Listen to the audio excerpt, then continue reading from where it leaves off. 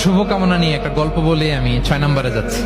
এক লোক মাগরিবের নামাজের আগে তার বন্ধুর জন্য দোয়া করতেছে, আল্লাহ আমার বন্ধুকে তুমি একটা সুন্দরী, রূপবতী, গুণবতী, নেককার, মুতিয়া, কানেতা, জামিলা, রায়েআ একজন রূপবতী নেককার স্ত্রী দাও আল্লাহ।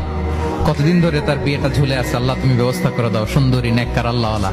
তো সে তো তার বন্ধুর জন্য প্রাণ ভরে দোয়া করতেছে, আর তার স্ত্রী ওয়াইফ পাশেই ইফতারি রেডি করতেছিল। এই দোয়া শুনে মহিলা তো তেলে বেগুনে জ্বলে উঠছে, দৌড়ে আসে বলছে, এই তুমি কিসের দোয়া করো, রাখো। সে বেচারা মোনাজাতের মধ্যে তো ভরকে গেছে, ভয় বলে কি হইলো, আমি তো দোয়া করতেছি আমার বন্ধুর জন্য। তো মহিলা বলে, তুমি কি মনে করছো আমি হাদিসটা জানি না? অন্যের জন্য কোন ভালো দোয়া করলে আগে যেটা নিজের জন্য কবুল হয়, তুমি মনে করছো আমি জানি না? তুমি ভাবছো হাদিস শুধু তুমি একা জানো, আমি জানি না? না, কি সব দোয়া করো এগুলা? আল্লাহু আকবার, আল্লাহ রহম করুক।